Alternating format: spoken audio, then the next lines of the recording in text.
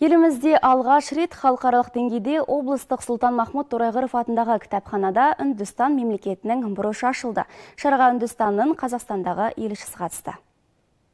Үндістан әлемдегі ең ғажайып елдердің бірі. Бұл елдің 1000 жылдық тарихы көптеген қызықты мәліметтер мен деректерге толы. Ежелгі Үндістан қазіргі заманғы ғылымдардың негізін қалаған. Онсыз қазіргі заманға адамзаттың дамуын елестету қиын. Аталмыш шара халықаралық мәдени байланысты нығайту мақсатында ұйымдастырылған. Бүгінгі шара бұл өте ерекше, маңызды шара деп ойлаймыз. Себебі бұл халықаралық деңгейдегі үлкен әдеби сабақтастықтың, әдеби мәдени сабақтастықтың бастауы. Неге десеңіздер, бұған дейін біз халықаралық деңгейде дәл осындай ірі маңызды шараны әлі өткізбеппіз. Бұл республика бойынша алғаш рет ашылып отырған біздің Сұлтан Махмұд Торайғыров атындағы облыстық кітапханада ашылып отырған алғашқы әлемдік маңызы бар жобалардың, дүниелердің бірі.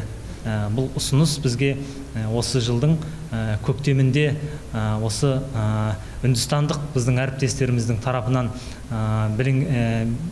білдірілген еді. Біз оны құп алдық және ерекше бір қуанып мақтанышпенен қабыл алдық. Себебі бұл біздің еліміздегі ашылып жатқан осындай, тағы да айта кетейін, ең алғашқы бұрыш. Индиялық бұрыш алдағы уақытта да жүйелі түрде жұмыс істейді. Себебі оқырмандарды әлем әдебиеті қызықтырады. Кітапханада үнді бұрышы ашылады дегеннен бастап, мұнда толаусыз қоңыраулар келіп сұраныс атқан. Здесь представлено 20 работ, посвященные Индии. В апреле этого года у меня была персональная выставка. Мен Үндістан мемлекетін жақсы көремін. Олардың мәдениеті, адамдар ұнайды. Біраз уақыт мен бұл мемлекетте тұрдым. Кейбір қалаларындағы мектептері мен университетте жұмыс істедім. Ондағы оқушыларға менің жұмыстарым, шеберлік сағаттарым ұнайтын. Сондықтан бұл елге деген махаббатымды өз туындыларым арқылы жеткіземін. Бүгінгі шараға Үндістан туралы 20 картинканы алып келдім. Поэтому вот эта вся любовь выражена в моих работах. Кітапханадан орын алған үнді бұрышында олардың мәдениетінен сыр шертетін түрлі кітаптар мен киім үлгілеріне дейін қойылған. Шараға арнайы қатысқан Қазақстандағы Үндістан елшісі Нагендра Прасад өз ойымен бөлісті.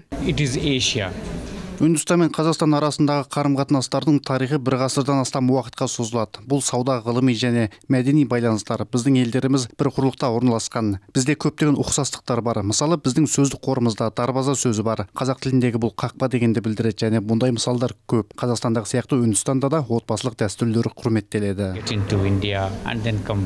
Енді қала тұрғындары кітапханаға келіп үнді халқының тарихы мен мәдениетімен жақын танысуға мүмкіндігі бар. Мұндай игі істер дамудың даңғыл жолына түсуге сеп болады. Қымбат Садық, Алексей Михедов, Ертіс ақпарат.